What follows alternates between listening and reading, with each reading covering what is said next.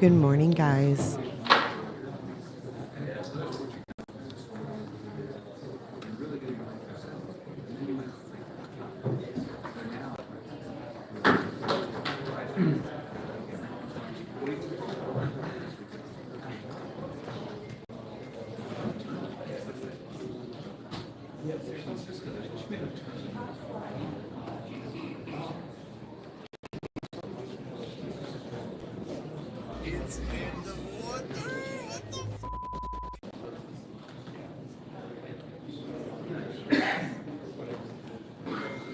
Guys, I have one question.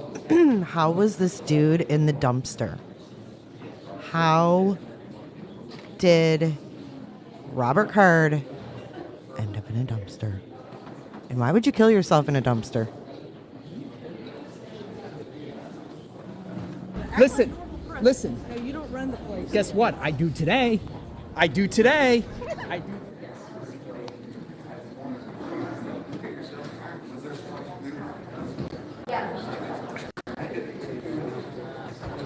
5 minutes.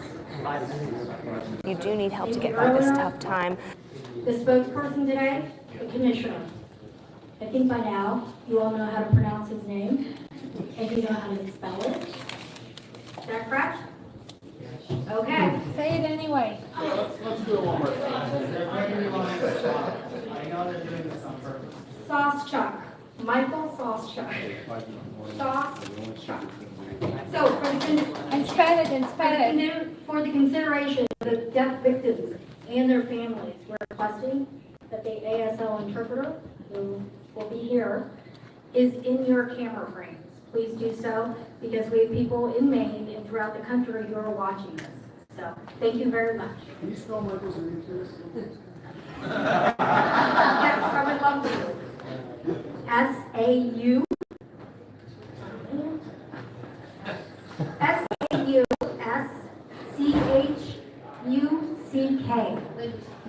Okay? Thank you.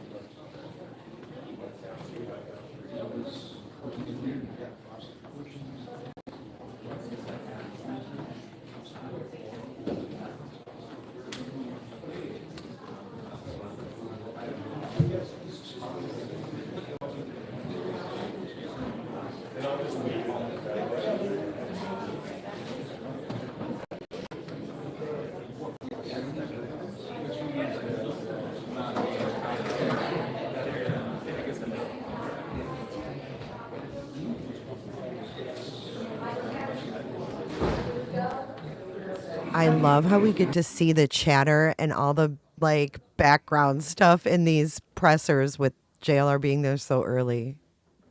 Briefing, Mayor Carl Schlie will be making a brief announcement. The mayor of the city of Lewiston. Thank you.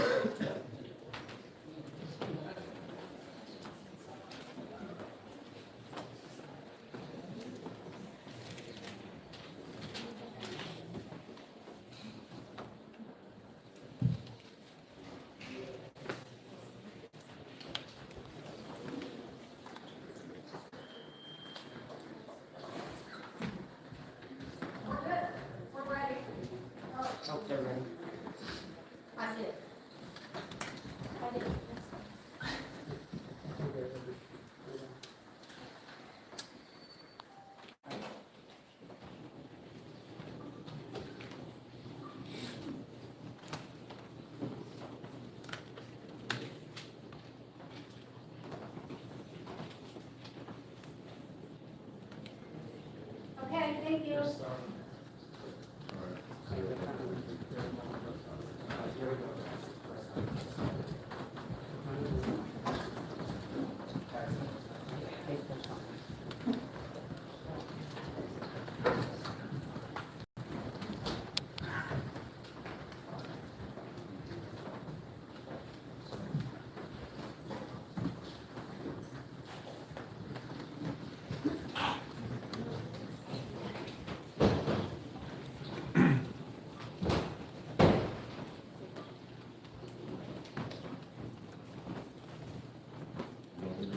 All right, good morning. My name is Mike Sawstruck. I'm the Commissioner for the Department of Public Safety here in the lovely state of Maine. Thank you very much for joining us. As I stated yesterday in the afternoon conversation, for the consideration of the 4 death victims and their family, we are requesting that the ASL interpreter is in all frames for language access here in Maine and the U.S.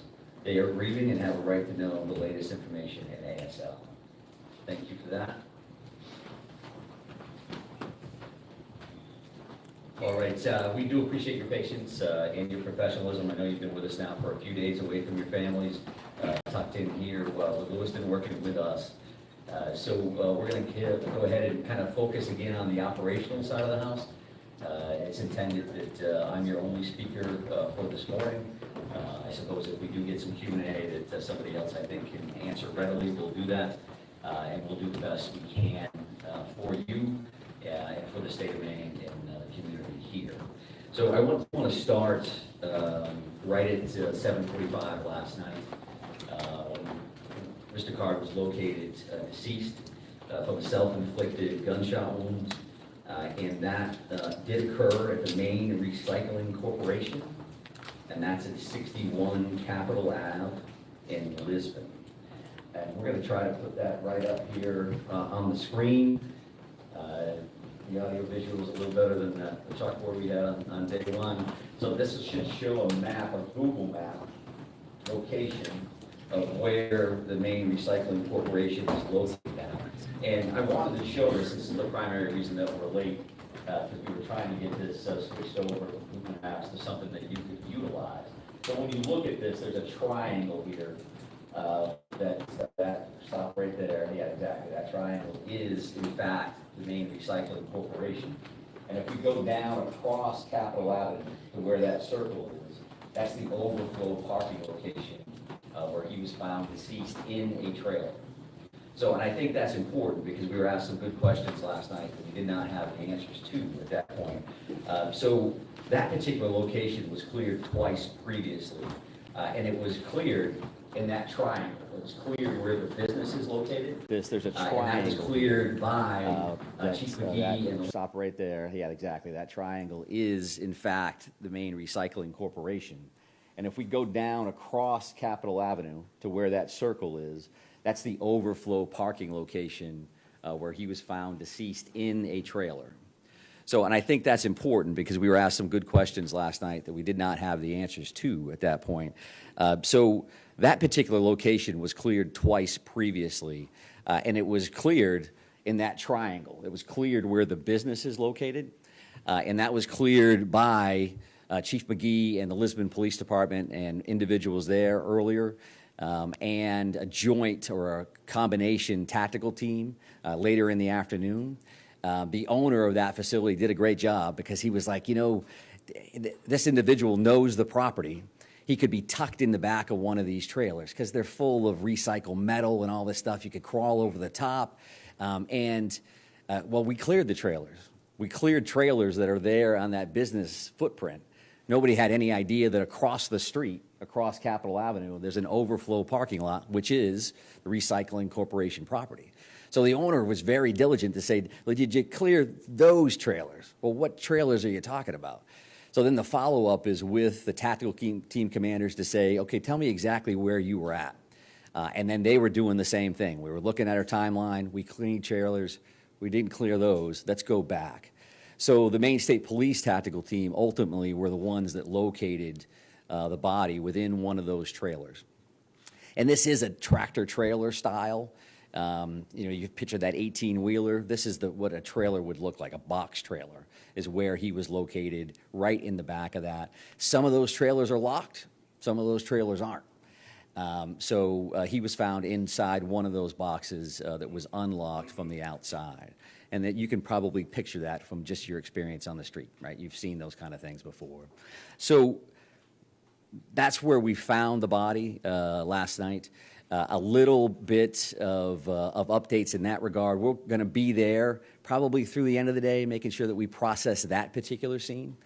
And we'll also be at the bar and grill and the bowling alley probably through the rest of the weekend. We're currently working that now, and we will definitely be working that tomorrow.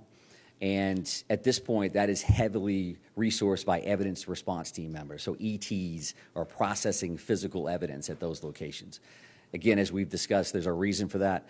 That's a lot of material still there to work with. So we expect that we'll work through the weekend there. I would also just tell you that the behind-the-scenes stuff is a very intensive manhunt, an incredible amount of resources invested. Once he's located last night, truth be told, we got some people some rest. Hopefully you got some sleep last night. So we sent some people home. They're back in this morning, all in for today. We're going to send them back to get some rest tomorrow. They can see their families and be back in on Monday, the entire team, to include our partners, which I am going to take more time today to make sure that I acknowledge everybody that I can. So they'll be back in on Monday to continue their work, whether it's scene cleanup, continuing to do interviews. Overall, we received 821-ish as of a little while ago, tips and leads, so we continue to work those. The digital tip line, that video tip line that you were so helpful in putting the information out on, ultimately we're at 197 of those leads, and that's information that was uploaded to that system. Got about a dozen or so search warrants that are completed, so signed and impounded meaning that you wouldn't have access to them at this point. But given the circumstances here, right, because we don't envision a trial of any sort for anybody that's involved here, the release of information I would expect after those affidavits, that impound is pulled, there's going to be a lot of information that's going to be there for you down the road. Again, we'll try to do the best we can today now that that piece of this event is done and he's been found. We're certainly able to answer additional questions. Everything we say can be interpreted by a suspect. They just said this about me, I'm going to go do that. And again, based on the violent nature of what occurred here, the traumatic incidents that occurred here in Lewiston, we were certainly concerned right into the last second that we didn't know what this individual was going to do next or where he was going to do it. So we need to be very cautious about that. We also need to be very cautious when you talk about trials, one information. So Mike's at the podium and he said this. And then at trial, 2 years later, they say, well, didn't you say this? And now you think this because you found it in a cell phone. All those things, we need to make sure that we're not being prejudicial for trials and for the court process. So again, from our end, about a dozen or so of those warrants, and everybody will continue to work on that. I think there's some additional information that I mentioned I was going to speak to you about today, and that is the addition of a family assistance center And that Family Assistance Center is going to be located at the Lewiston Armory at 65 Central Ave, right here in Lewiston, so 65 Central Ave. And that's intended to be a one-stop shop kind of thing, one central space for victims and their support persons to gather so that they don't have to make multiple stops for multiple different agencies to seek assistance. Now, this particular location is open for individuals who were present at the shooting site. So whether you were victim, physically stating that you were injured during this event, or you were there and traumatized, in either one of those situations, the Family Assistance Center will be a good spot for those individuals to go. I will say that this is probably, again, common sense, but the media will not be allowed to enter the Family Assistance Center. We want these folks focused on healing, not on, hey, am I in camera? What are people going to think? I don't want anybody to know I was there. So if you could do me a favor and help me out with that, that would be greatly appreciated. Now, that's the Maine State Police are working with the Maine Attorney General's Office, the Red Cross, and the FBI Victim Services Division, who have been incredible. And they're opening that space. That space actually opened this morning at 10, and they're going to be operational for the foreseeable future from 10 a.m. to 7 p.m. at the Lewiston Armory at 65 Central Ave. A separate location or a separate site providing mental health assistance, and that's going to be located at the Ramada Inn here in Lewiston, and that's created for the larger community. So again, as we've discussed, you have the scene, but the entire city is a scene, right? People that are traumatized, I know somebody that knows somebody that knows something, or I walk by that, I've been to that bar before, I bowl there, that wasn't my night. But you want to talk to somebody about that. That's going to be at the Ramada Inn. So you're not necessarily a victim, a specific victim of what occurred, or somebody that was present when this occurred. And I mention that, and I mention that in this setting because as these things evolve, we have an investigation, and now this will slowly evolve over to a wellness and a resiliency conversation for the community and for the victims and others.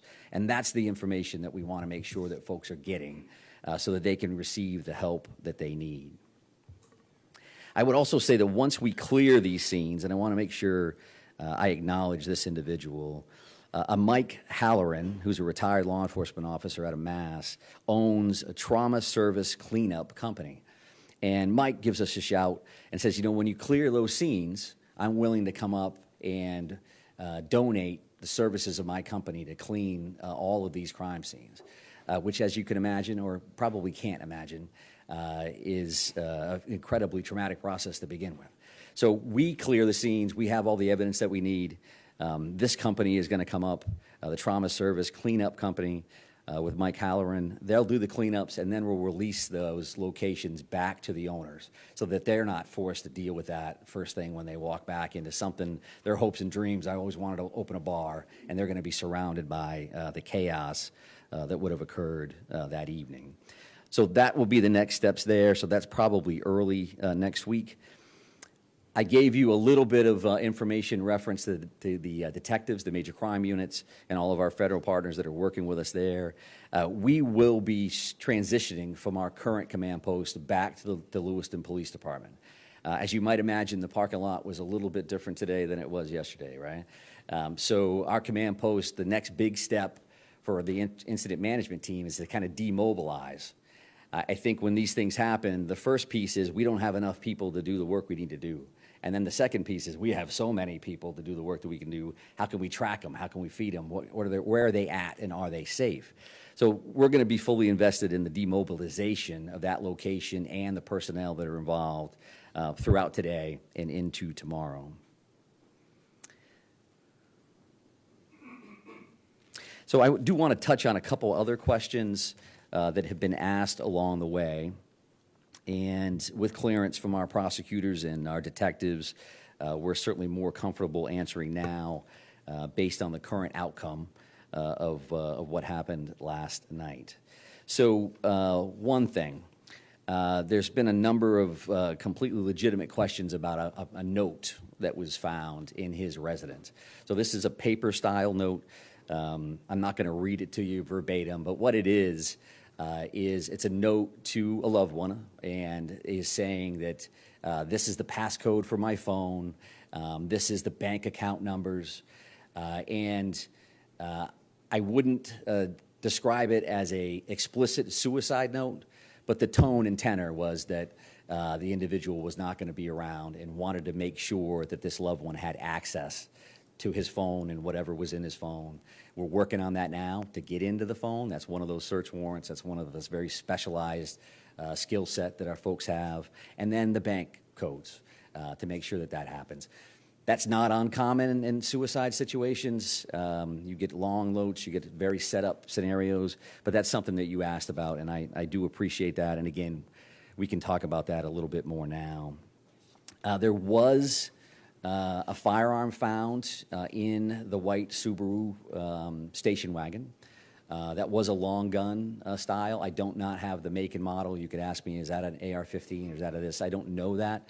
But I was asked yesterday specifically, did they find a gun? Did we find a gun in the car? And we did. And that was a long gun. And to my understanding, that was the only firearm that was found inside the car at that time. I would expect, again, based on the investigation and the outcome, that when these impounded affidavits are released, there'll be search warrant lists, and they'll have all kinds of stuff. What did we find, and how many of this, and how many of that? So that'll be much more detailed. So did you find guns in the house? Did you find guns on him? So that is something that we've been asked about, and I wanted to make sure that we covered that as well. Another question that I've had some conversations around this morning. You know, if you talk about, is there a motive here, right? I think clearly there's a mental health component to this. We still need to do some research around trying to get access to certain records and things of that nature, which again, you could probably imagine is not just as simple as just calling somebody, hey, can you send me this thing? But what I would say is that based on what I've heard through conversations this morning, I don't see, or I'm told that we don't have access to any forcibly committed for treatment information reference to Mr. Card, okay? So you can volunteer, as an example, to go to a facility and seek treatment for months on end. But if you're not forcibly committed to seek that treatment, and it's very specific to treatment, right? Not forcibly taken for an evaluation is completely different than treatment. So there are a lot of very specific criteria around firearms, and are you a possessed person, or prohibited person rather, and what that looks like. So in this scenario, we have not seen to this point, I have not seen to this point, that Mr. Card was forcibly committed for treatment. And if that didn't happen, then the NICS check, you could go into a firearms dealer who does all of their work, and the background check is not going to ping that this individual is prohibited. And something that's incredibly important for us to say, and for me to say, and I find myself saying it on a regular basis, just because there's appears to be a mental health nexus to this scenario, the vast majority of people with a mental health diagnosis will never hurt anybody. They won't hurt themselves. They're not a danger to the community.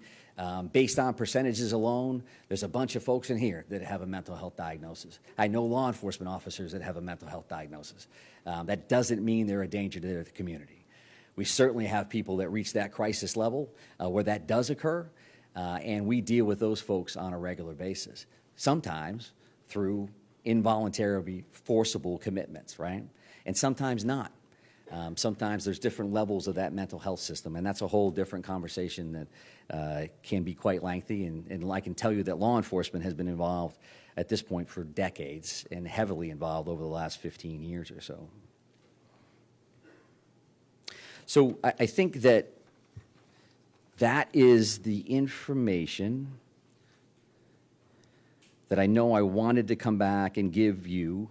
And I would also just say again that there's information that we think we can give lawfully and through our subject experts around prosecutions and all these other things. I may want to tell you something that I can't tell you. And that's just been the nature of the beast here along the way a little bit. I also want to mention this. It's a big deal. I was asked about cooperation of the family at one point. This family has been incredibly cooperative with us. Truth be told, I I think the first 3 people that called us to positively identify this individual based on the photos that were released were family members. And unfortunately, what happens in a scenario like this is that this happens, they're connected to this family, and that family has taken a great deal of grief, to include threats, people hanging out at their houses, and saying, do they know? Is it their fault? Are they enabling? All of those things. Our investigation would have been incredibly, it would have been detrimental if they didn't come forward immediately to let us know who this individual was. And how difficult a decision is that to make when you've lost this many people? It's not that difficult, but you can imagine that my family member was involved in that traumatic event, and I want to let people know. So that they should be acknowledged in that. Again, I won't specify exactly who the family members were, but as a whole, we found them to be very, very cooperative.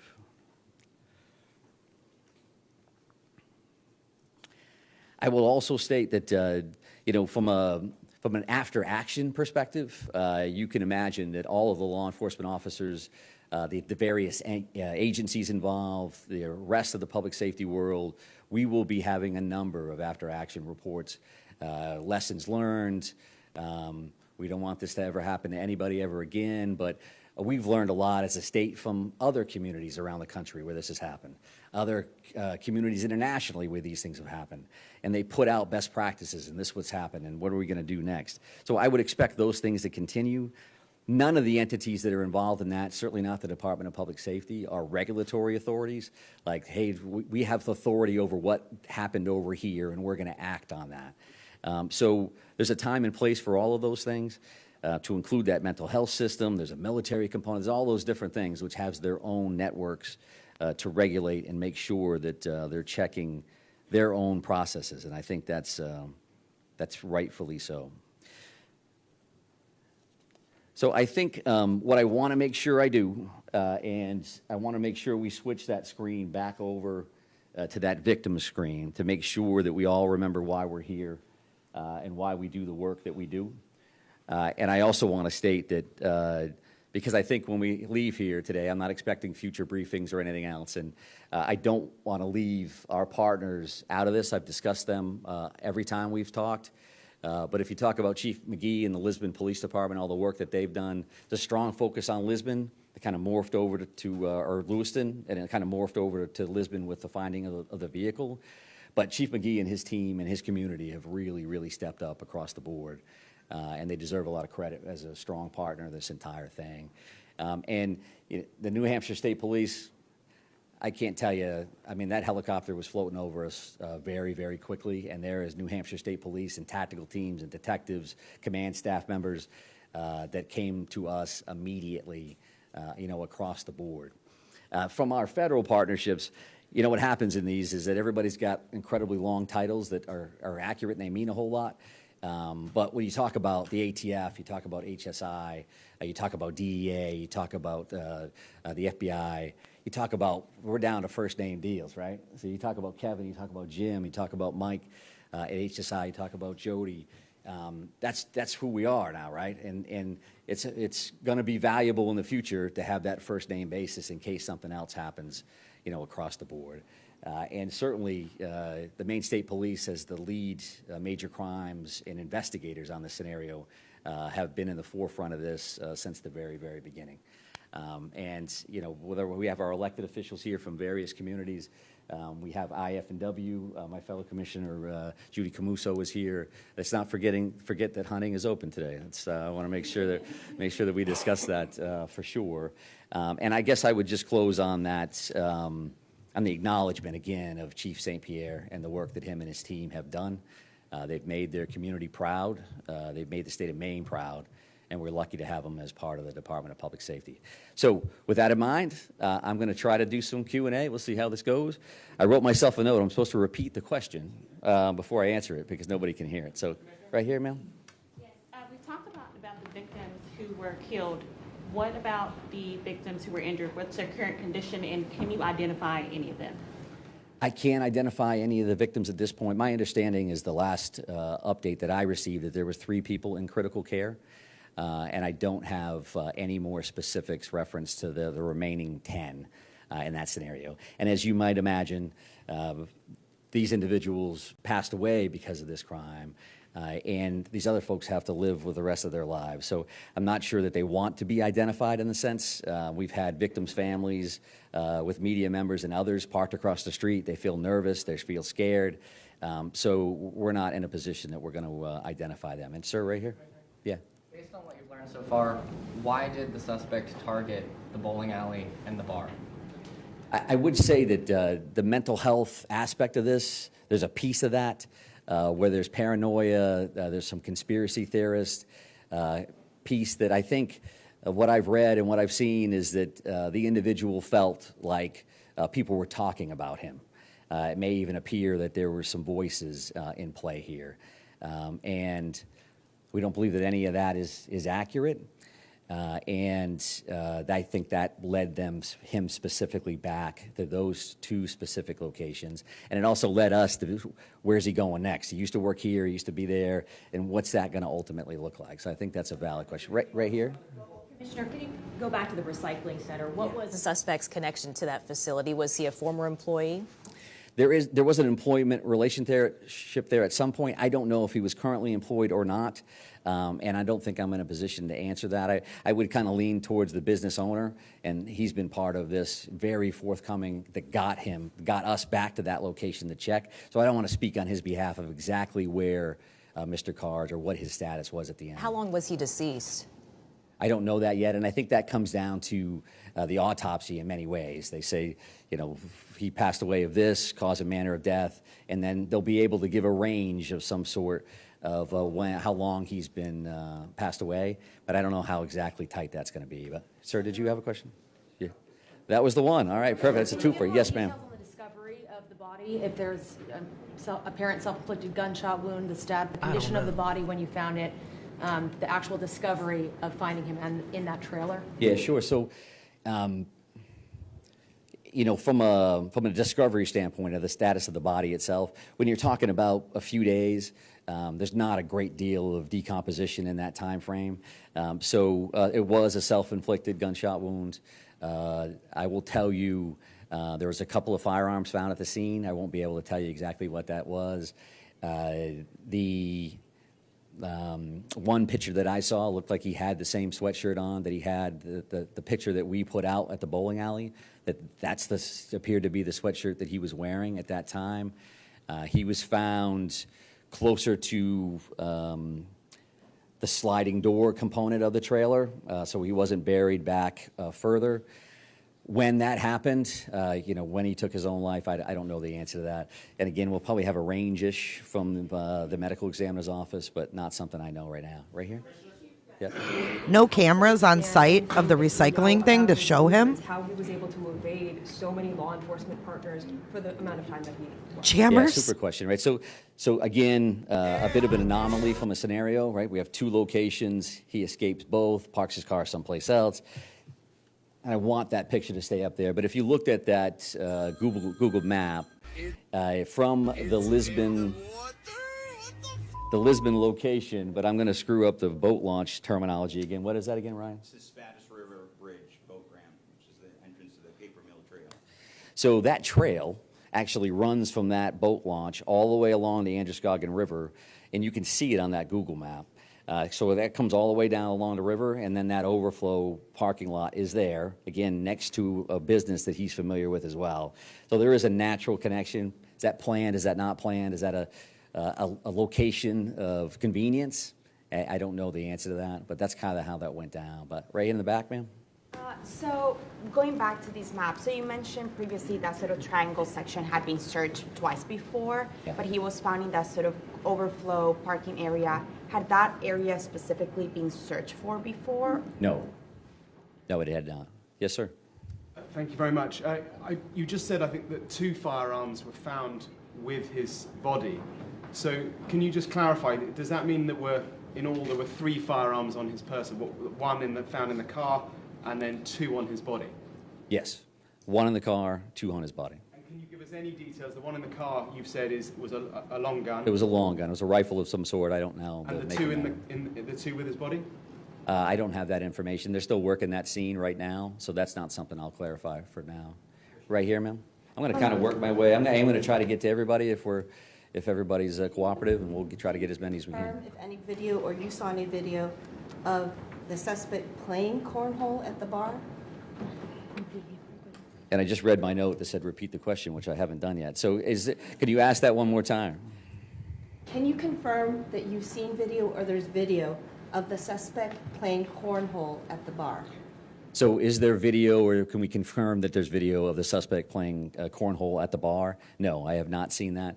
There's a lot of video yet to view from the locations, as well as those 197. I don't know how often this individual frequented the bar, if there's a timestamp on when that would have occurred. I don't know the answer to that at all. What about frequenting the bowling alley? I think that there's a connection to all of those locations. I think both of those spots, I will tell you from a community standpoint, a lot of people in this community were familiar with both spots, right? So this thing happens and everybody's like, I was there once before. My family visits that spot. So there was a lot of that was going on, and I do believe there's a connection, as if this gentleman had been in both of those spots. Want to give it another shot, sir? Yeah, I got another question. We haven't talked a lot about what he was doing in the hours leading up to the shootings. Mm-hmm. Did he case the locations at all? Was he driving around? Can you shed any light on that? So we haven't focused a lot of time on the time frame leading up to the crimes themselves. And no, I really can't flesh that out. I do think that what happens from here is those neighborhood canvases, and we say, okay, so this happened. We know this call came in at 6:56. We know that call came in at 7:08.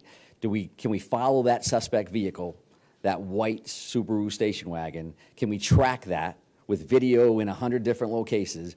I've seen those ring cams, convenience store, someplace out front, and then can we time gap that so we know exactly what happened, and that we left this location in that car. We know somehow we ended up at the boat launch. Can we try to figure out what that looks like? So I don't have any information. Was he casing the place that day, or clearly he had some knowledge of these locations previously, however? I'm assuming you're looking into that. Of course. Yeah, absolutely. That's part of that. Again, he's dead. We know where he's located at. We can start working with our victims. We can also start digging in on all of these other things. But, sir? Yeah, so did you say that you don't know of any forcible mental health visits, or there were not any forcible mental health visits? There's none that I'm aware of. We've had people check that have told me that they haven't found those. So if they exist, I'm sure we'll continue to dig and try to find them, but I haven't found those. So quick follow-up to that then. Yeah. We're learning there may have been from a local source high up in law enforcement that we have. If you found that the yellow flag law should have been enacted, how will you hold those responsible? So that's a pretty good hypothetical from whoever your source is. We'll have to look at the actual snapshot in time. The yellow flag law in the state of Maine is very specific about an individual that's in protective custody from law enforcement to begin with. And do we have probable cause to believe that they are in possession, they could be in possession of dangerous weapons? So if we meet those criteria, then you can take an individual in for a yellow flag assessment, a weapons restriction order assessment. And at that time, your criteria change from a likelihood of serious harm to likelihood of foreseeable harm. There's a little, it's close, sort of. I guess my broader question would be, will you work to try to prevent things like this from happening in the future, and how might that be? I would tell you that the weapons restriction order in Maine has been utilized 82 times to this point. It went into effect on July 1 of 2020. I know that because I've read every single one of those reports and am involved in that process on a regular basis. Just gave a presentation last Friday to a group of social workers to make sure that we're putting that information out there as much as humanly possible. It has been effective to this point, and it's certainly something that we're always looking at. Can we tweak it? Can we make things better? But it has been utilized, and to this point it is being effective. But ma'am, you had a question? You've talked a lot about the mental health component and being part of his motivation. Is there any other aspect that you can tell us about for a possible motive that led to him targeting the bowling alley and then the bar? I think that what we know is we have a lot of work yet to do on phones and technology. Are we going to find a concrete motive that says this is what I'm going to do and this is why? At this point, we certainly know that there's a strong mental health cloud over this, what happened, the two tragic scenarios at both of those locations. We know that there's definitely a mental health nexus to that. Specifically, is there another reason? When you talking about paranoia, you're talking about individuals in crisis. There's a lot there. What was actually happening versus what they perceived to be happening. So all those things are definitely on our radar. But in the back, ma'am, and I'm going to come up to you. What was the status of your search before you found the body? Did you have other leads leading you to this parking area, or was it just the owner of the recycling center saying, hey, and when did he tell you guys to look in that parking lot again? And then can you also confirm that you believe he walked the trail to the parking lot from the boat ramp?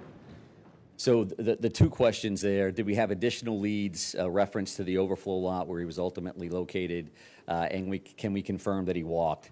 Number two, we haven't found a vehicle or any other, a bicycle or a motor. There's no other information to lead us believe that there was anything but walking down. I suppose something could happen to lead us in that direction. So there's whatever that is, 800 and something leads and tips.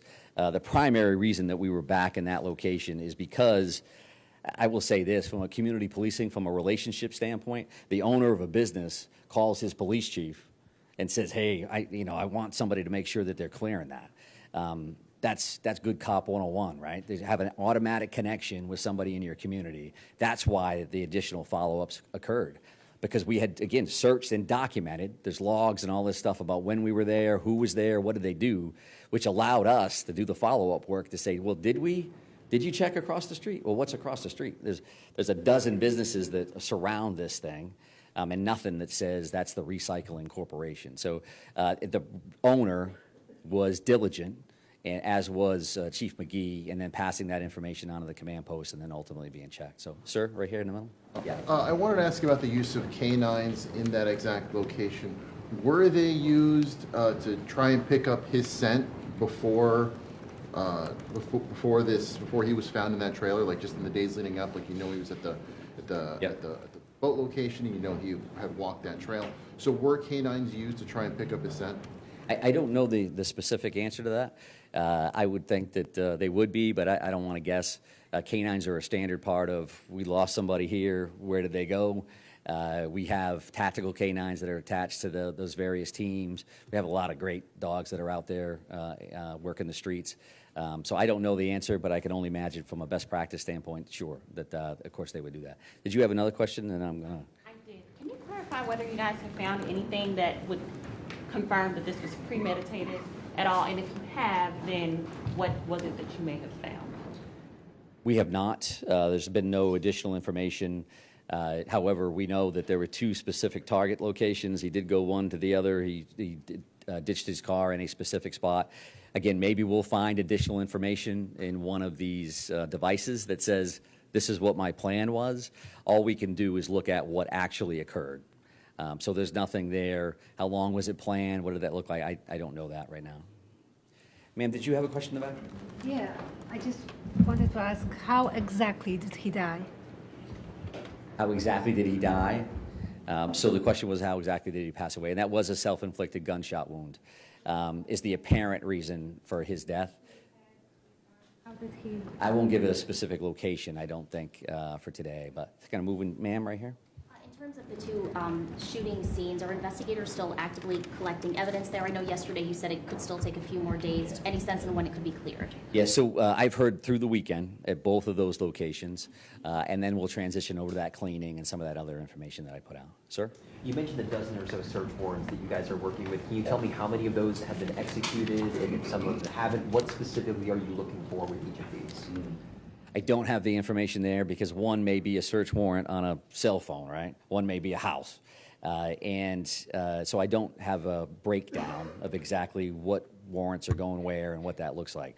Some of those have been served, some of those we have, and they're kind of in the queue as a part of a punch list. This is where we're going next, and this is what we're doing. Absolutely. We're still working on those. A quick follow-up. I know Lewiston is a small community, but is there any indication that he had a prior relationship with any of the victims? I can't speak to that specifically. I think that would speak to premeditation and something as a motive above and beyond the mental health crisis that we know exists. But all of those follow-ups continue. Because you have the victims themselves clearly that have passed away, but we're also talking to everybody that he ever knew, right? Somebody he worked with, somebody he was in the military with. What did you know and how, and all of those kind of things. So that continues. But, sir?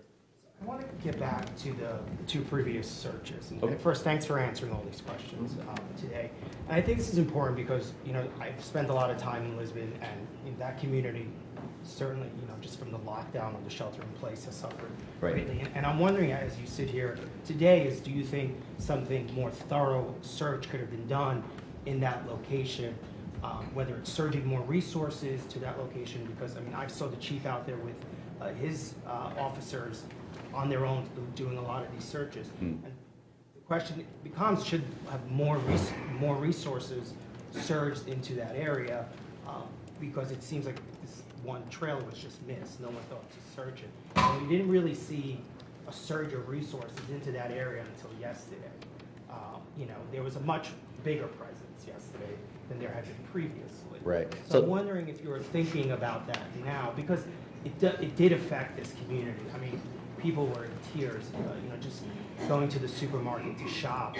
It was so difficult for them. Yeah. And I'm just wondering if you're thinking about that at all today. So the question is, do we think now we should have surged additional resources to that area, either those two searches or otherwise? And I think we had a great deal of resources in play. I think we had resources all over the place, resources that maybe you saw, maybe you didn't see 24/7, 365 out on the street. I know that Chief McGee was working with fellow chiefs to bring him additional resources. I've seen that email string like, hey, we're trying to have two-person cars from a safety perspective. We want to make sure that we're properly staffed across the board. Another incredibly positive aspect of this is that search that Chief McGee led was because one of his officers found an open door to that facility. Right? So that's what's happening. People go to bed, whether they can sleep or not, and all night long, there are police officers crawling through their neighborhoods, looking at these businesses, looking at their backyards, trying to make sure that everybody's safe. So I will, for the rest of my life, be, looking at this event and saying, could we done this different? Could we do that different? I think we had resources in play. And our hearts go out. The reason we do this work is because of the trauma that is caused to our communities, all communities, when these things happen. So it's a completely legitimate question, but not one that I think was resource intensive for that particular area. But sir, in the middle, Can I just follow up? why don't you follow up? Go ahead. I'll give you that one. In those two searches, was it just the Lisbon police? No. Or did you have other officers? Yep. So you had other officers? So Chief McGee led that one search, and then there was also a combined tactical team that did an additional search. But again, as the reason that we were late and we wanted to put that map up there is because if I told you, they didn't know about the overflow location, I wanted to be able to show you why that is, right? There's a business here, you cross the road, there's this overflow parking lot that I don't think, me personally, would have naturally connected, that this business is connected to that. If it's all in the same lot, because these tactical team commanders, as an example, well, did you check trailers? And the answer is, yeah, we checked the trailers that were there. And then the owner, again, being diligent and knowing his property, said, well, did you check those trailers? Which trailers? Well, the ones across the road, down here across Central Ave. And the answer was, no, we didn't go over there. That's not what we were there to do. So I think that they did their due diligence across the board. But sir, in the middle? So Michael, thanks for your time to answer these questions. I guess two things I wanted to ask you. In terms of that note, is there a timeline on when you think that may have been written? Was it that day before you proceeded to the shootings?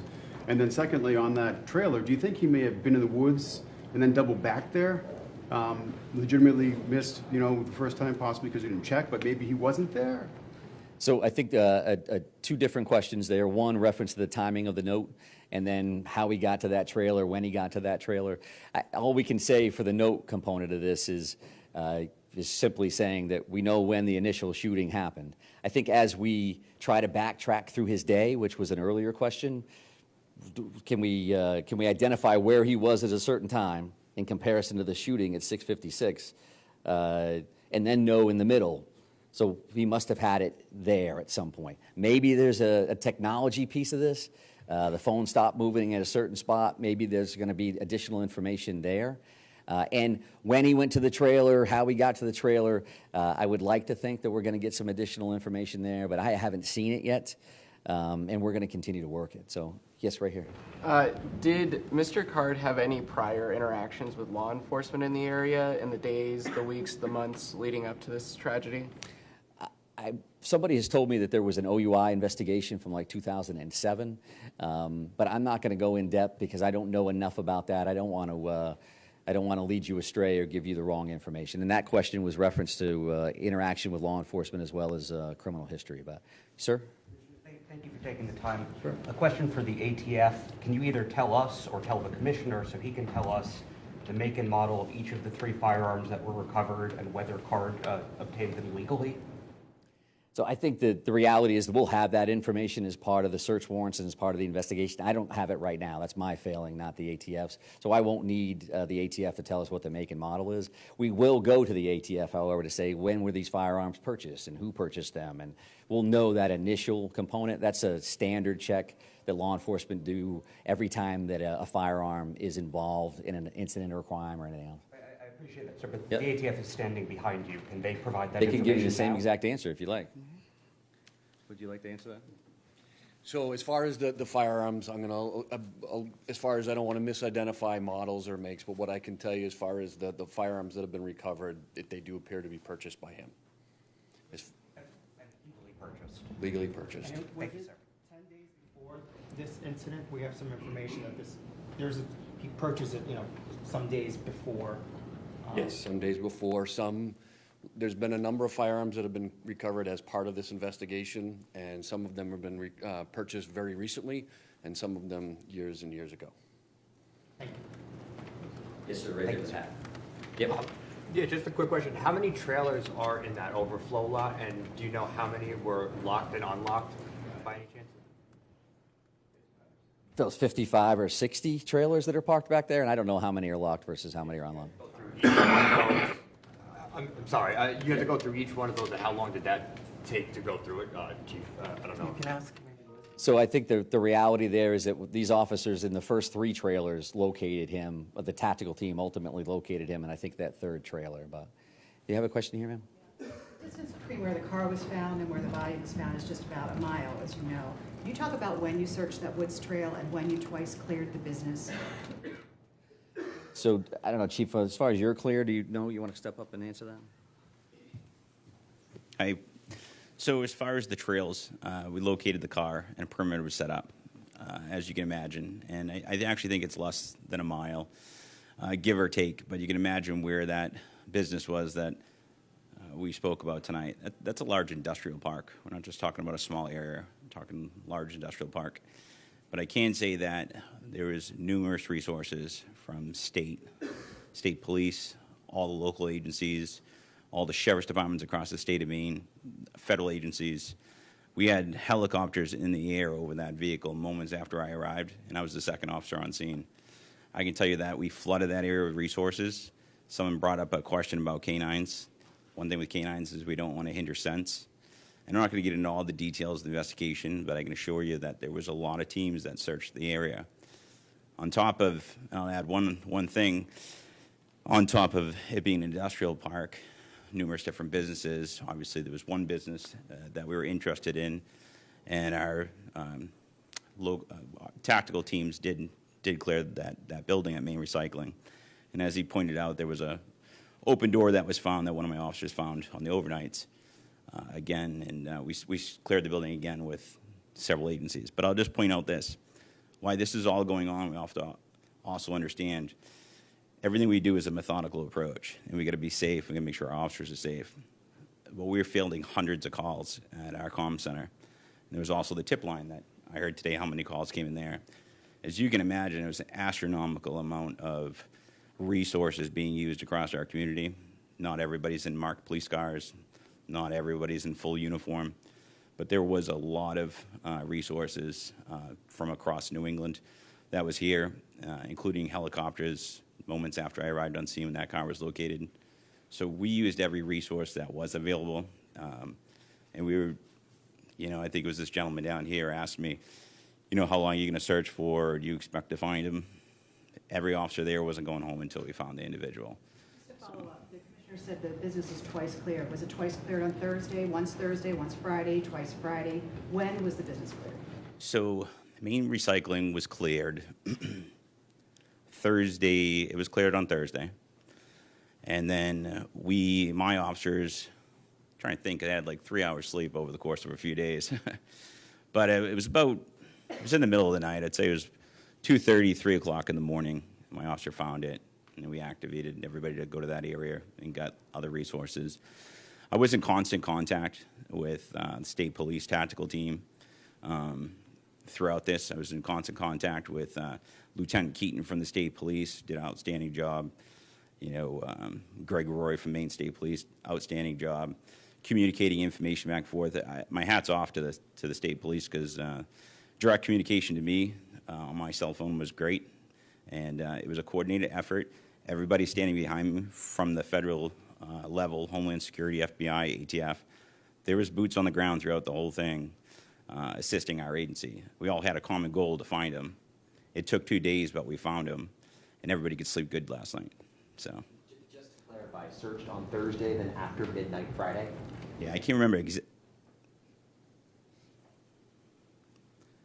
would have been, yeah, I can narrow down the timeline. I don't want to give you the wrong timeline, but it was hours after. It was in the middle of the night when they found it. So, yeah, that would be about.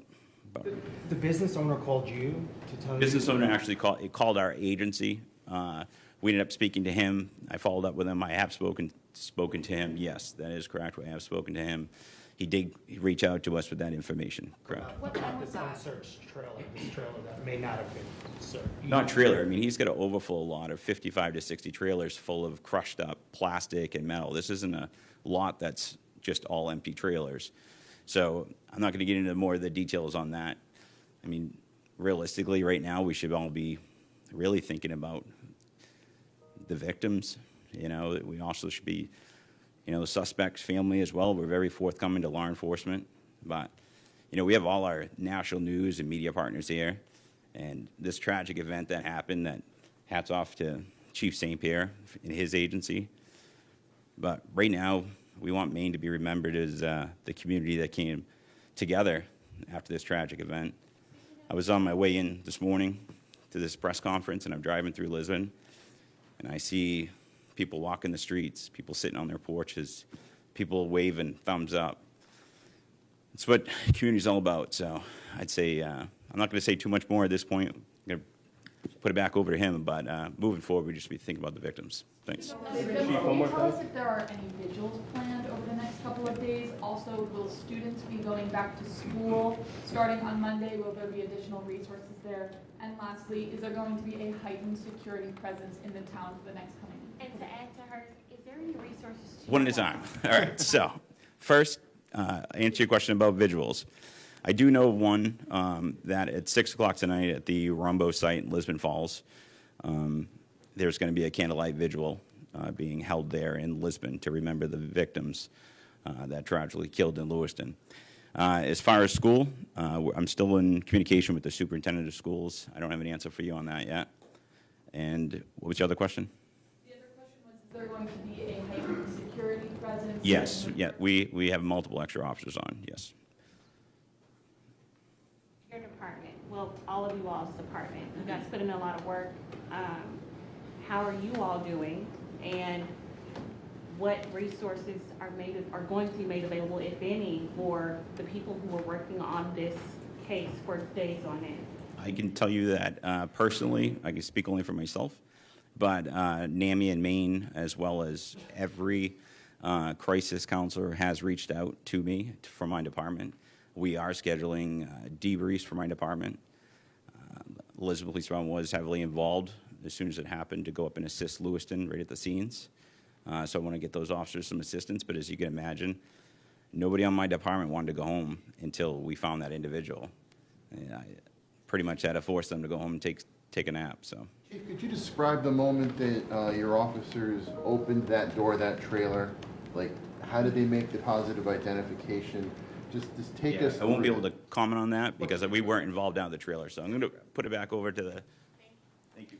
I appreciate that. So the Maine State Police Tactical Team are the ones that located this individual. And again, because of the appearance, the facial hair, the clothing, the circumstances, they were communicating back to Major Crimes, who was communicating with the Attorney General's office, the medical examiner's office. What are we all comfortable with in order to ID this individual positively and say, so we could come and say that this individual has been found and he's deceased and this is how he passed away. So that part of that identification process is pretty standard. And that's the process that we followed here. As soon as we knew that, the very first call that we made was to Chief St. Pierre to notify him that, again, that next level can occur. I'm going to take one more question, and it's going to be from you, ma'am. Understanding that there has been no enforceable commitment to any kind of mental institution, can you tell us anything that you know about voluntary self-commitment that he may have had? So the question is stating that there's no forcible commitments. Do we know of anything that's on the voluntary side? I know that we're seeking records and we're trying to determine if, in fact, that happened, what did it look like. There are reports out there that it did involve the military, his military unit. We don't have ready access to that documentation, so we're following up on that like we would with everything else. But I really, really do appreciate everybody's time, your patience, your professionalism. Thank you for taking care of our community. Thank you very much. Take care.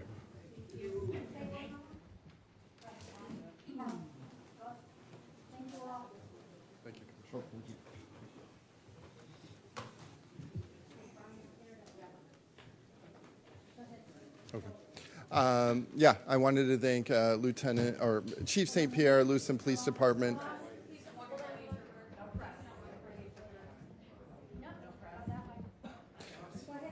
I wanted to thank Chief St. Pierre, Lewiston Police Department, Commissioner Shashchuk, Maine State Police, and all of the state and federal agencies that helped us through this.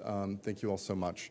The City of Lewiston is committed to helping residents cope with this tragedy, and counseling is available for those affected 9 to 1 today at the Ramada. Are you kidding for me both right children now? And adults. They can simply go there and receive counseling. Who is this I guy? also wanted to thank our businesses who have Who is this provided guy? overwhelming support for law enforcement, first responders, community partners, and residents. The donations, food, everything. Our businesses have really stepped up, and I'm extremely proud of them.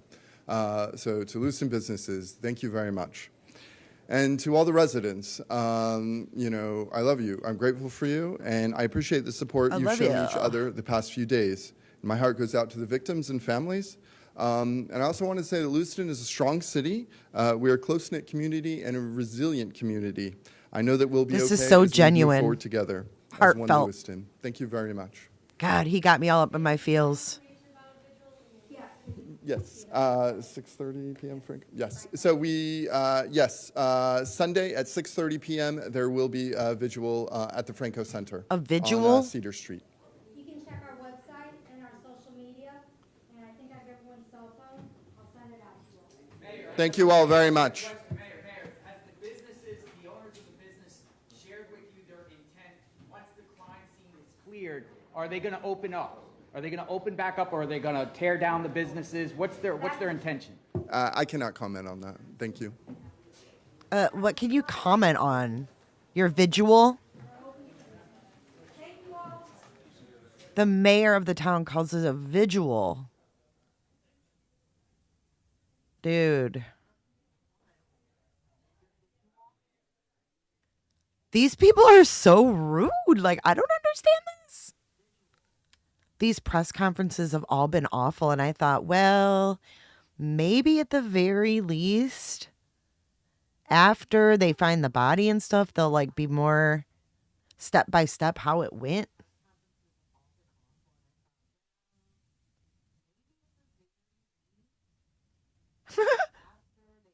Listen. No, you don't run the place. Guess here. what? I do today. I do today. I do today. Oh my gosh, that was horrible. Like, why can't the mayor comment on businesses? Like, let us know how people are. Let's see what JLR's got to say. Behind the scenes, kind of like the cleanup. I don't think there'll be any more press conferences. Here you go.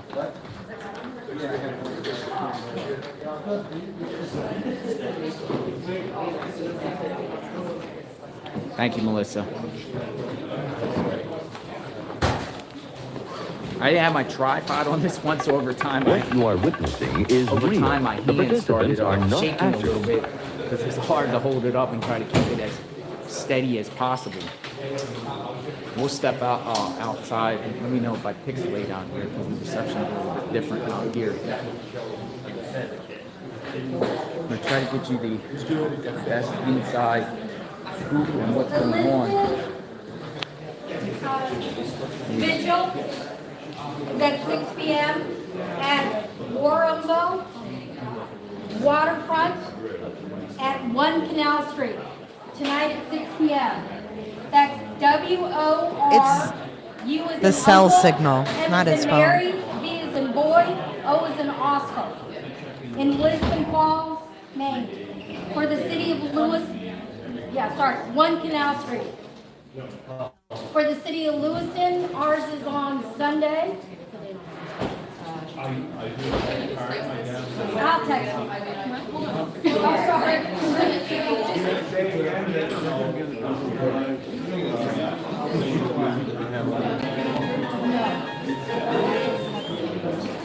All right, so it looks like there's at least one vigil. For the city of Lisbon Falls, Why do they keep saying visual? vigil is tonight at 6 p.m. Warmo, W-O-R-U-M, B is in boy, O is in Oscar, Waterfall, which is at 1 Canal Street, Lisbon Falls. For the city of Lewiston, it's on Sunday, October 29th at 6:30 p.m. at the General Franco Center, which is 46 seater. Franco Parking Center. will be on the other side. You'll see open parking space. Tonight at 6 p.m. Yes, for the city of Lisbon Falls. It's called General. All right, Lisbon Falls tonight, 6 p.m. I'll go there, check that out. And tomorrow night, here. So let's All the media heading out.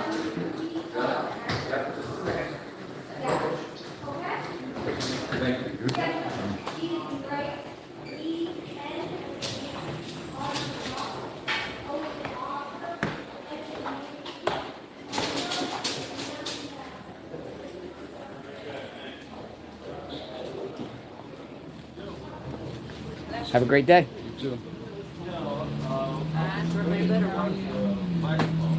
How's the reception out here? Okay out here? Where are we headed to? Some kind of like downtown area where business is at.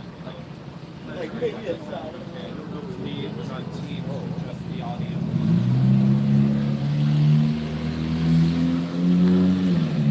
It's good. Yeah, I just kind of show you this general area. A lot of times when these press conferences are over, I see media kind of set up their little camps out there and do their reports. Earlier, there was one reporter talking about a vigil will be out here at 6 o'clock. So it doesn't, there could be a vigil out here at 6 o'clock, not sure.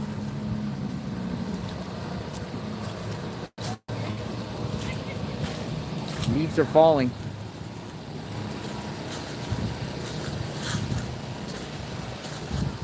Give you an idea where it just came from, this building here. Call this City Hall. It's nice. Look at the leaves. Look at the leaves.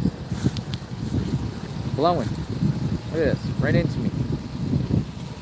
Ha! Pretty. Leaves are falling. Okay, so you guys, I pulled up the Google map. And as you can see, right here is a cannabis place right by where the body was found. I think that Mr. So-and-so, Mr. Card, could have went to the Lisbon Cannabis Company and probably been better off. But I think this is the general area. See all these trailers So I think they're saying that they cleared the ones that were at the actual Maine Recycling business, but they were across the street. So I'm trying to figure out.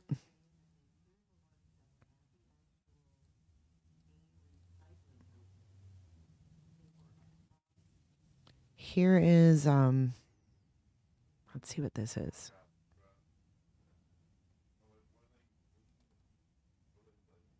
Hang on, let me go back out.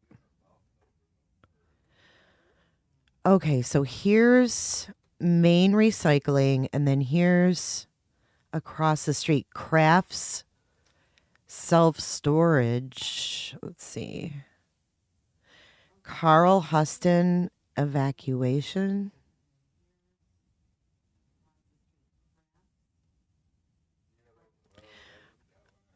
Oh, okay. So it could have been across the street of this Capitol Ave as well. Let's see.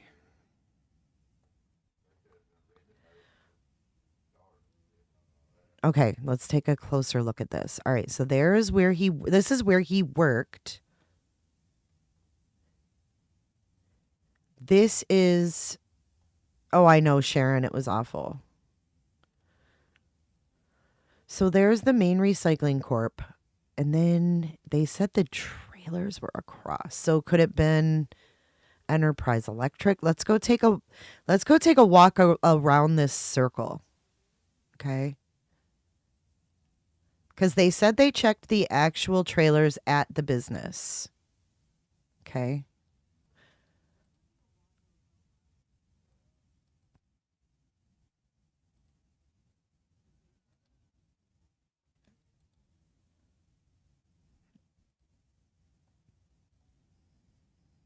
This is called Etty.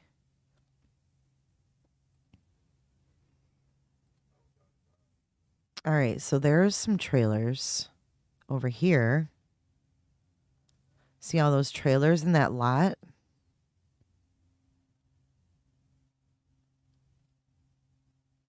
And then what's this business?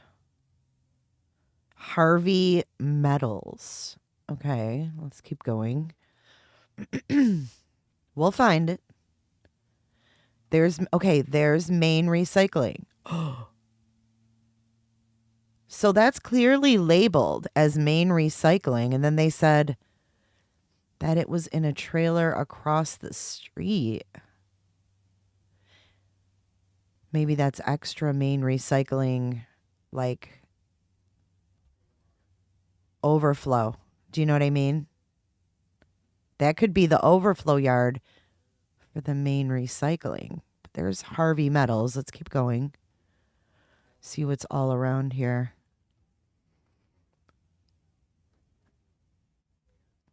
What is across the way here? Okay. This is Capitol Ave in Lisbon, Maine.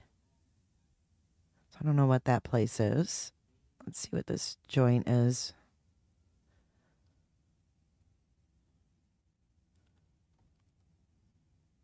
I don't know how much of this is Capitol. Like, what is this place?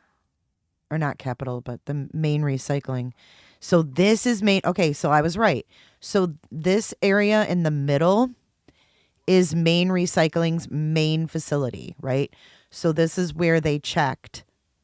And then I believe that if you go down the road here and across the street, I don't know why they wouldn't have thought to look there, because it's clearly, I mean, in 2019, it says Maine Recycling, and that's where the guy worked. So in 2019, these were the amount of trailers back there. I don't know how many are there now, but allegedly they said he was in one of these on the other side of the road. Now, if they thought for a minute that this dude was somewhere around his place of business, which, you know, that river is right around here too. Why wouldn't they check every single outbuilding? Like, I don't understand why they just targeted Maine Recycling and then was like, oh, nothing to see here. Like, This is all Maine Recycling right here. So we're going to go around to the other side. Let's see if we can get in there. All of this is Maine Recycling. But I think that other place was their overflow lot. Because look, the cannabis, look, I was right there by the cannabis place. What is this? First Choice Printing?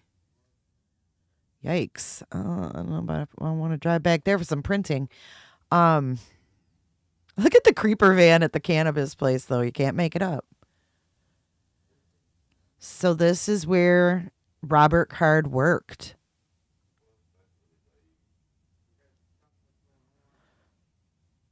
And my wonder is, did he think that he would just never be found in that overflow lot? Like his body would just decompose, turn into bones, and then eventually just be crushed. But apparently they went and searched all of these, right? And then the owner, he said, the owner of the biz was like, hey, you might want to check the trailers in this other lot, is what he told us. So I don't know, did the owner take it upon himself?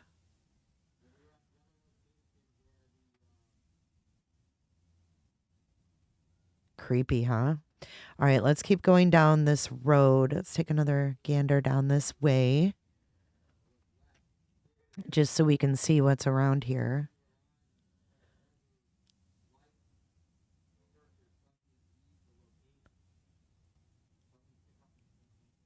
Tire place.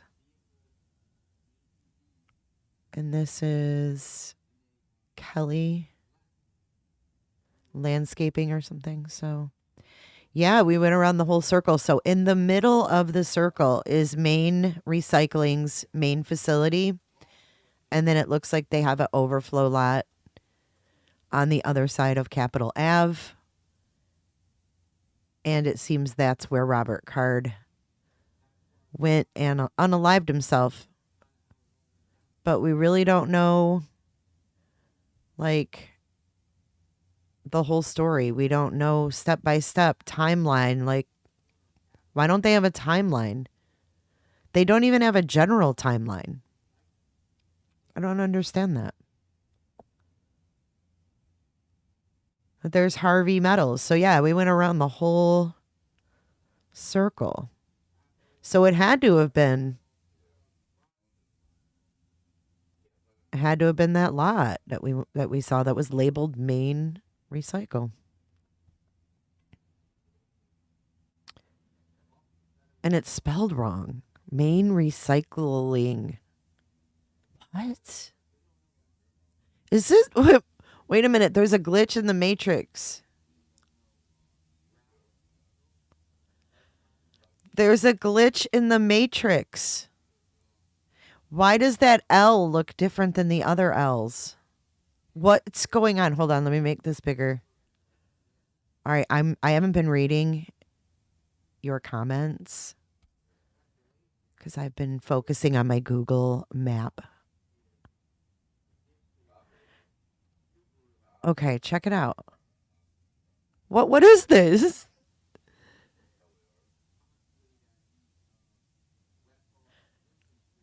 This is Google Earth. What? Hold on. Now I got to check and make sure they spelled it right. Let's see if I click forward, will it change? Oh, it's Google overlapping. Weird. Cuz look, it's okay. It's Google. It's like the overlapping of the images. Whoa, trippy. Trippy.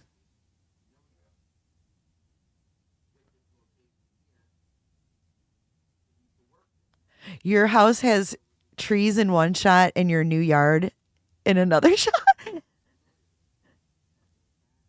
Carrie, oh my gosh, Carrie just gifted 5 memberships. Glenda and Toy Airy, Nosilla,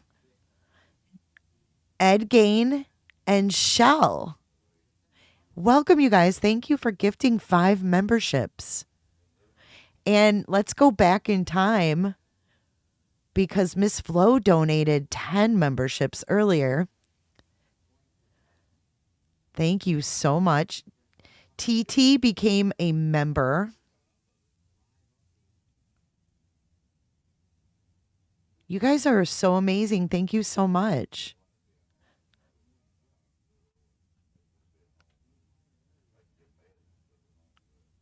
Hi, Hellcat. Okay, well,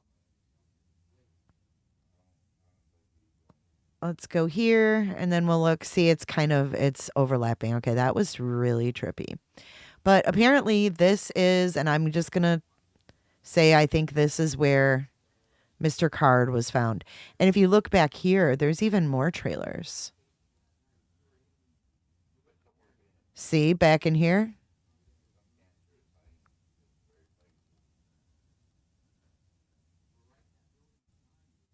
So, yeah, that's it. That's it. And around here, so if you see, this is the aerial view. I'll show you guys.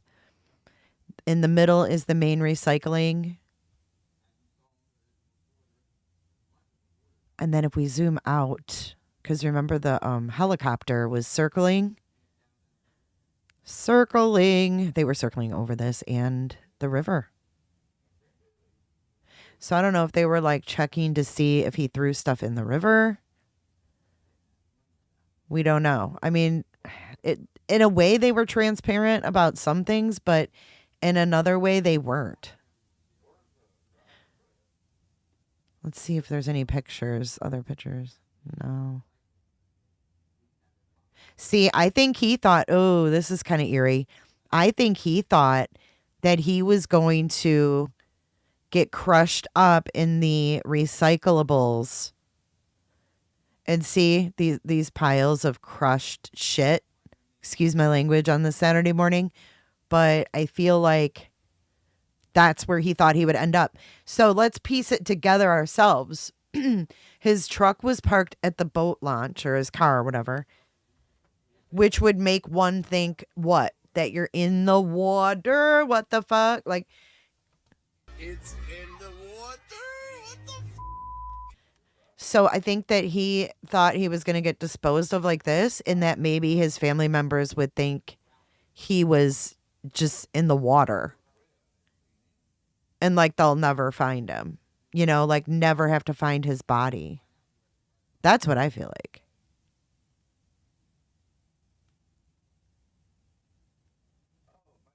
But we never heard anything else either about a boat. We heard that there was a boat, a jet ski missing or something, and we never heard anything more about that. It's just been really, details are still sketchy. And usually after someone's apprehended or found unalived, there's really no reason to hold shit back. I mean, this is what gets me, guys, is that usually in these press conferences, like, we're told,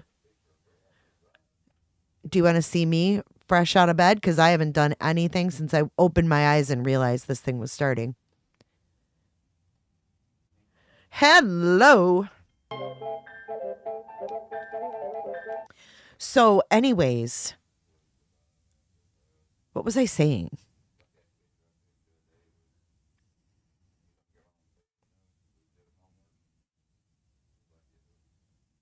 Thank you guys. But what was I saying? I got distracted.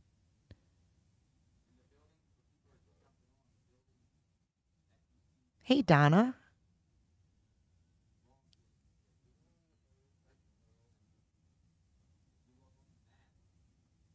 Yeah, the lack of info, but I can't remember what I was saying. I lost my train of thought. I bet you don't, Jammers. You're beautiful. So, anyways, I don't know. Oh, yeah. Thank you, Nosilla. Thank you, and welcome to the channel. Yeah, that's exactly what I was talking about. No need to hold back. So like usually we get no information, right? Because this is an active investigation. We can't tell you anything because it's an active investigation. Well, he just said himself this morning, this guy was like, hey, nobody's going to be tried. Nobody's going to be, convicted or charged with any crimes in this case. So why can't we know what they know right now? Why hold it back at all?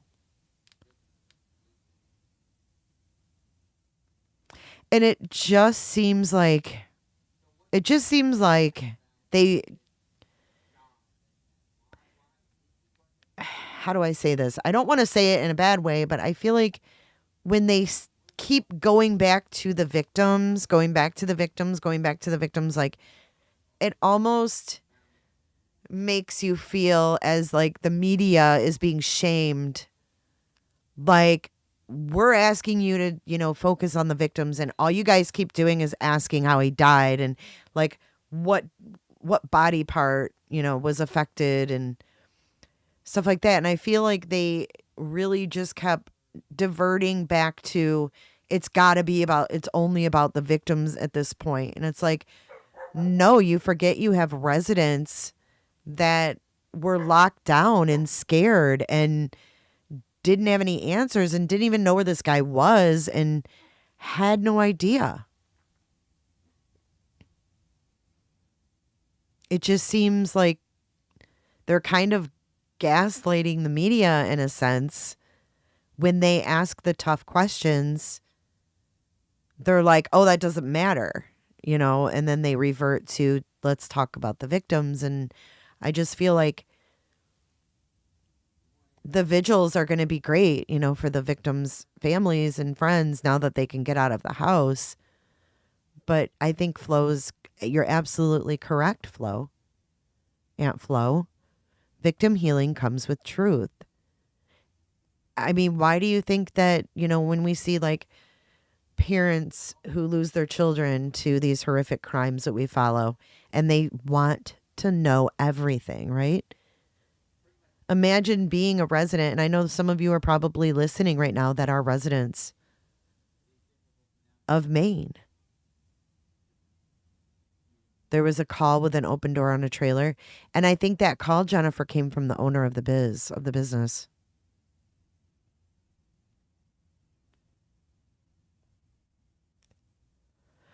I don't know. I just feel like he's deceased and there could have been a lot more released.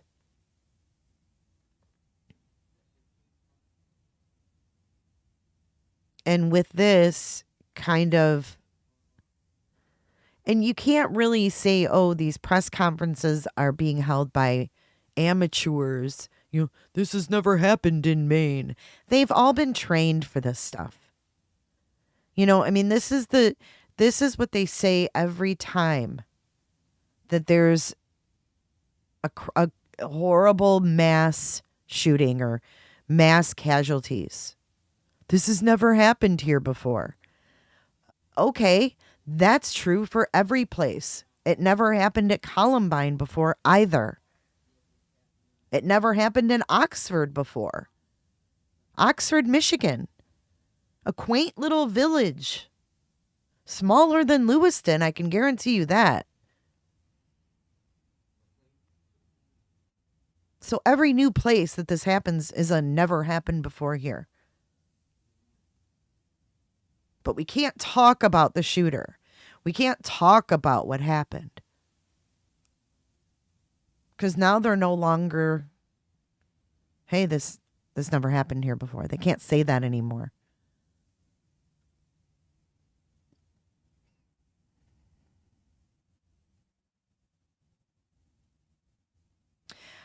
Do we really know he's dead? I mean, He left a note with bank information and the code to his phone. This is what's nuts to me. This is what's nuts to me. They have his phone physically. Physically. It was in the car, okay? This man they have on video going into these establishments and shooting them up. Then they find his vehicle. Whatever's in his vehicle, I believe they could keep for evidence. So then you couple that, they have the phone, and then you have the son that got a letter stating, here's the code to my phone, and here's my bank account information. But we had this dude today say they couldn't get in the phone, that they were waiting on warrants. Waiting on warrants. We saw quicker movement in the Koberger case, and they didn't even know who the perp was. Diarrhea of the mouth. Tell me how that makes sense. We're still working on getting the information out of his phone. What? No, you're lying. You're lying because you have access to the phone.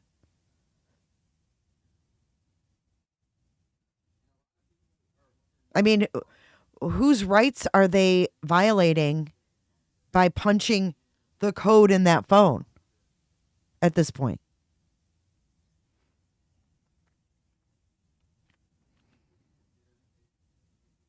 Hi, random player. Stacy, they also couldn't call him a suspect until they had warrants. Sus. Yeah.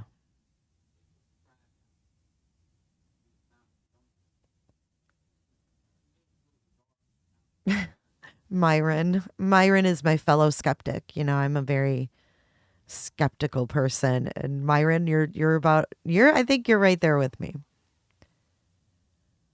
Cheeseburger in Paradise. I'm still looking for a guy in the shooter pick. A different guy.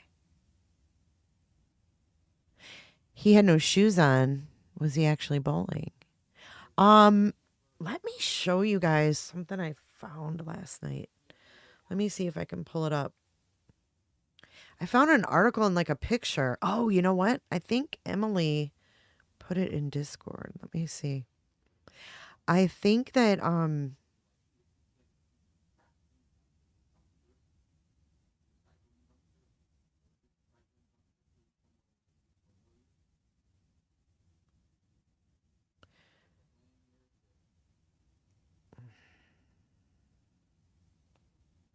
where did you put? Is Emily still here? Where did you put it, Emily?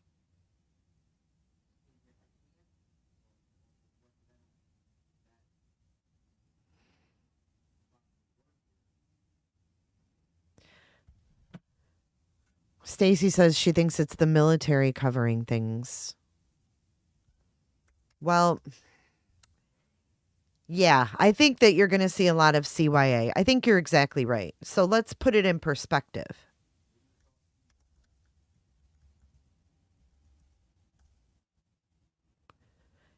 Let's put it in perspective. How many lawsuits are going to come from this?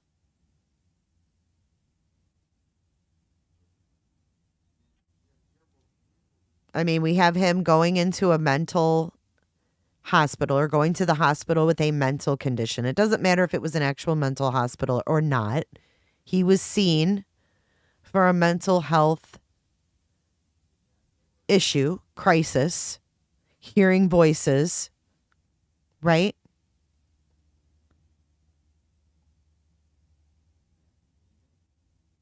They don't take his guns. Here's that full picture. Oh, wow. Oh, this is it. This is the cornhole championship. See? He played cornhole. Check this out. I found it. See this ish? Wait, let me make it bigger. He was in like a cornhole thing. Dude, what if he was there that night? How do we know that he wasn't at the cornhole thing? See, hold on. Let's make this bigger so we can analyze. And he's got like beer on his got a hole in your lip, playing cornhole.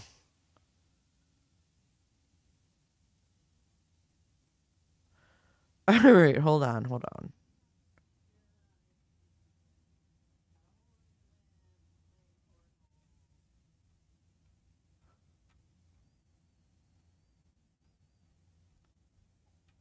See, now where did that full picture go? Look, when you go in here, the whole picture isn't there. Oh yeah, it is. Okay. See his see the cornhole bag in the background on the banner?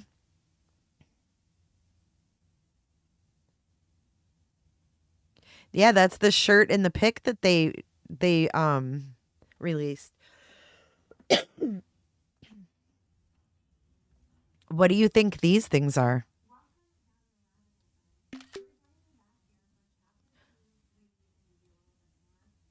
Oh, shoot, I can't read them because they're so pixelated. But it's almost like, did he run the thing? Was he like in charge of something? Because look, it's Cornhole League. LLH Cornhole League. LLH. Lisbon. Hold on. Lisbon something Cornhole League. LLHCHL. Lisbon Cornhole League.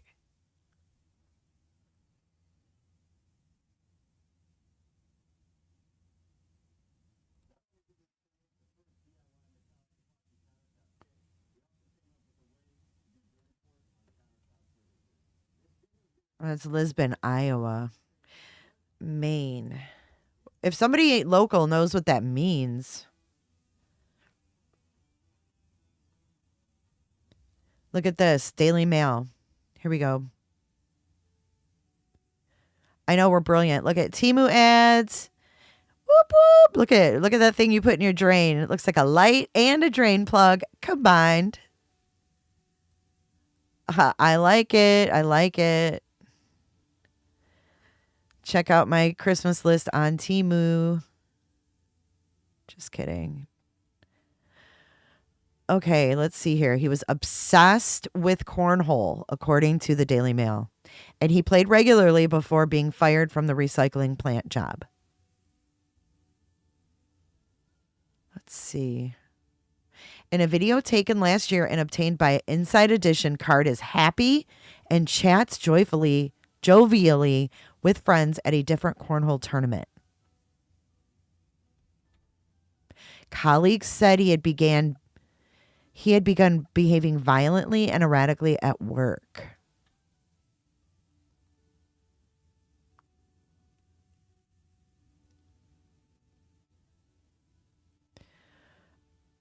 Let's see. Armed police units raced towards the Maine shooter's sister's house on Friday. Oh, there's screenshots. As the search for him continued with dive teams scouring rivers and hundreds of other cops going door to door to track him down. The armed units raced towards his sister's home shortly before noon. It's unclear what prompted the flurry of activity. And there he is with tickets. And his shirt says bag something. He looks really thin. All right, let's do a photo. Ooh, let's do a photo slideshow. Hold on. Let's get this up. And these are compliments of the Daily Mail. Has what? The video? Lisbon Lake Cornhole League? Let's look. Good morning, potato. Okay, let's go. Lisbon Lake Cornhole. Cornhole tourney. Let's see for the record. The Dirty Turtle. Ew. Nope, this is Wisconsin. Figures. That's where the dirty turtles hide. I don't know. All right, let's keep going. Maybe the Daily Mail will shed some light on this. So this was last year. A video shows killer Robert Card playing cornhole, a game he was, quote, obsessed with last year before the rampage on Wednesday night.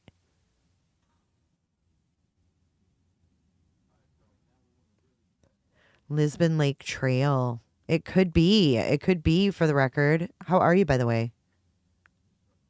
The Recycling Cornhole League? I don't know. Let's keep looking. So there he is with like 50-50 tickets or whatever. And there's the cornhole boxes in the background. There's the cargo pants.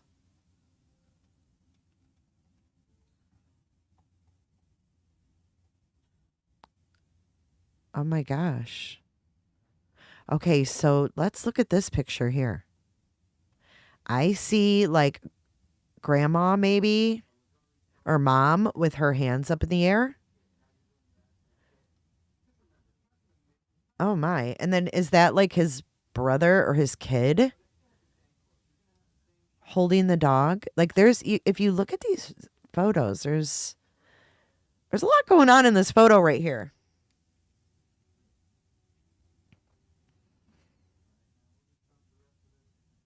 Good morning, Mr. Nils.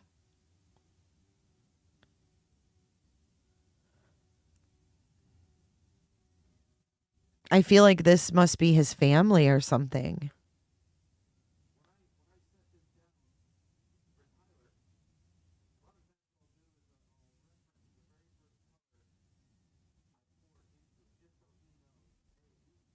Let me know what you guys think.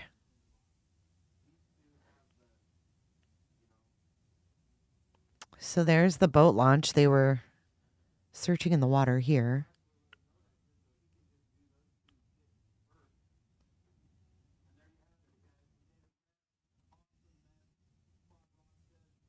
ATF conduct door-to-door searches.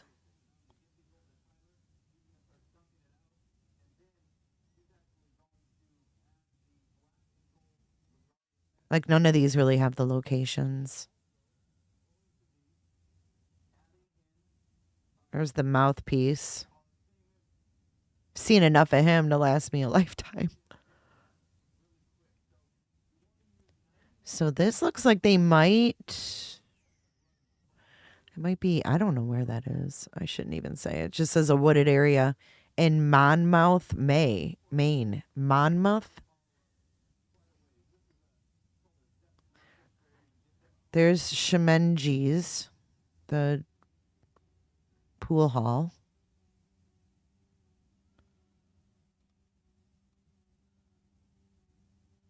I think he's just got tan shoes on. I don't think he's barefoot or anything. Because he's just walking in from the outside. But who knows? All right, here is the timeline. 7 p.m., Robert Card opens fire at Just in Time Bowling Alley. He drives 4 miles to Shemenges Bar and Grill, where he shoots more. And then at 11:34, his car is found at a boat launch. And then Thursday, they surrounded his home in Bowdoin.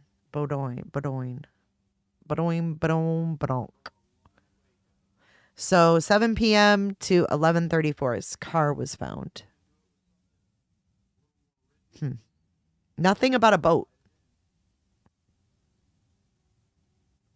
Card 40 was described by relatives as being schizophrenic. And I think it's interesting, too, that every time they show this picture, it's flipped.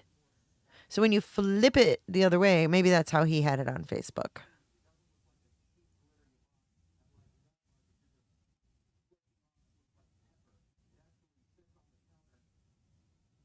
There's the drone. And then there's his house right there.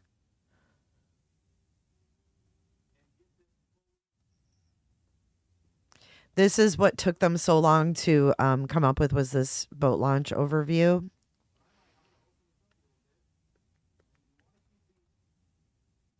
Bar scene overview. Bowling alley scene overview.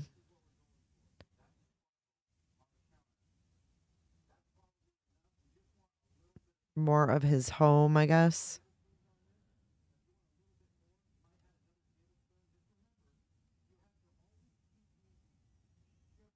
There's the doggo.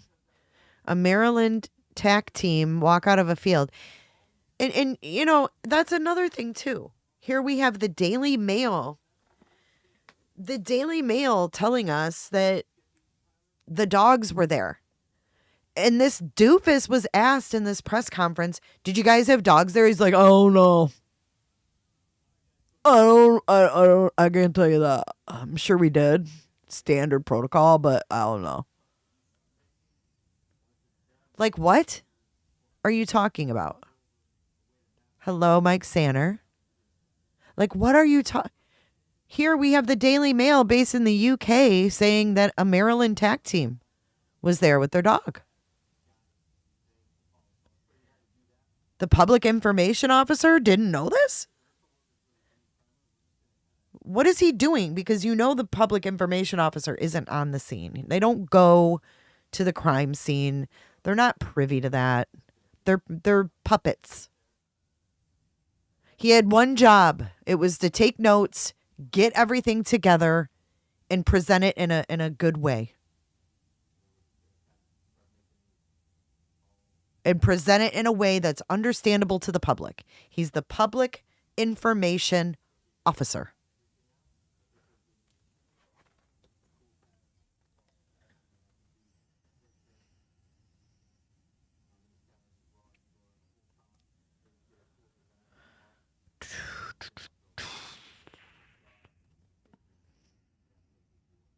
This is them leaving a home connected to the shooter.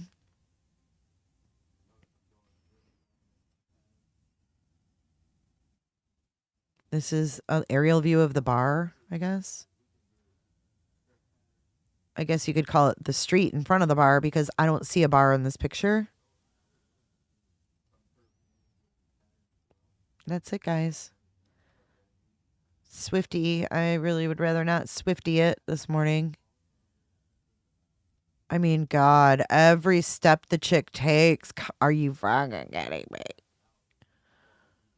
It's too much. It's too much. I have to say, though, I've been obsessed on the whole Britney Spears expose, and I want to talk about that. So we're going to be talking about that probably on my other channel.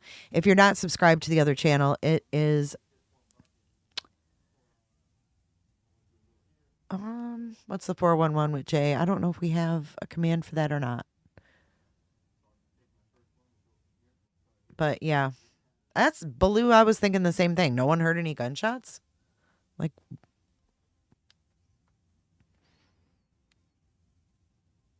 oh, it was just cut off, Stacy. It was my screen.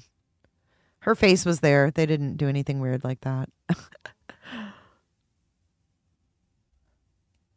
Do you think that we'll have any? Oh, thank you, Angie B. Angie B is putting the link if you are not subscribed to my other channel.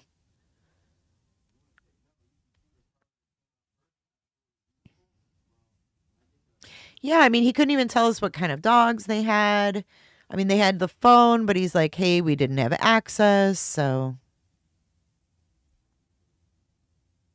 The owner of the business, you guys, is who called in and said there was a trailer with an open door and they checked it. How do we know that his old boss didn't put him there? I mean, they kind of need to be a little more specific here because he was having problems at work. He got fired and then he's found dead on the owner's property and the owner of the business calls it in. You would think that that whole place would be surrounded by cameras. And like 3 days after he does this, then the owner's like, oh, hey, you might want to check this extra lot. I don't know. Thank you for subscribing, Myron. Yeah, weird, Max's mom. It's just really weird because, you know, you have a possibly disgruntled employee. I mean, it's his word against a dead man. Dead men don't talk, like someone said earlier. You know, it's his word against the boss. And then he's found in the boss's trailer, dead. I mean, you have to have a little more explanations for that.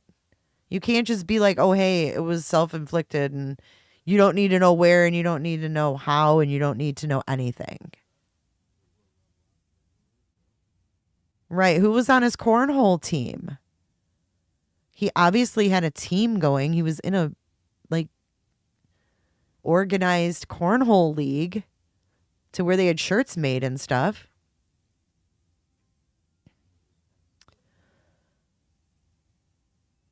Yeah, it's not coming across pretty good.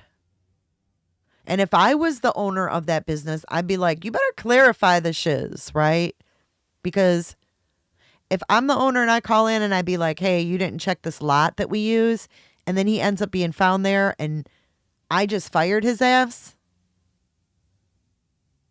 Like, you better let the public know how this went down. Cornhole is so fun, you guys. My dad made cornhole boxes. I have them, and he made them back in my grandpa actually made them back in the 50s, and then my dad replicated in the 70s and made the cornhole. They're not ones that sit on little stands like chintzy. They're literally wood cornhole. We called it the beanbag game. Yeah.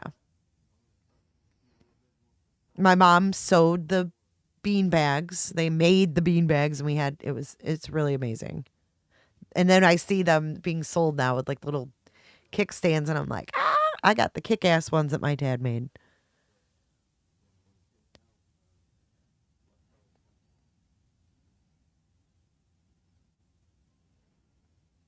Yeah, maybe some people will start talking. Let's let these vigils play out. We can stream a vigil like they call them, a vigil. We can stream the vigil, and maybe some more things will start to come out as people start to heal and come around from the shock of this. So anyways, I'm going to go. It's noon. I hope you guys have a good Saturday. And I'm hoping to put something together for Monday. So anyways, if you guys would like to see more, please subscribe and like this video before you leave. Thank you so much for all the memberships donated, super chats, memberships, and you just being here and liking and commenting. Replayers, let us know you're replaying in the comment section, and let's keep this conversation going. Let's roll our credits and then dance it out. I'll see you guys in the next video.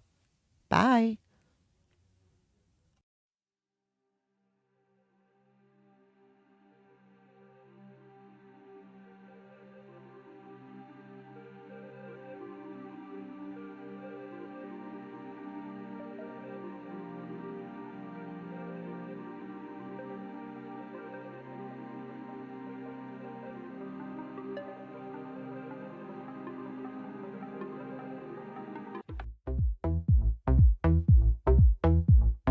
I don't give a damn, I don't really care about you and your problems. I don't give a damn, you talk way too much, I have heard enough. Pull it down below your chin and aim it at your chin. I don't give a damn. I don't want Jennifer or two Jennifers.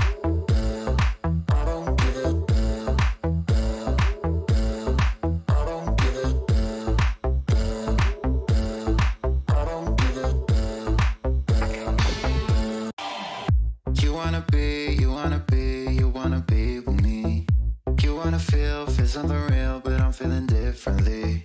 You're making plans to get to friends, but don't wanna face the fact that I ain't got time, I ain't got time, I ain't got time for that.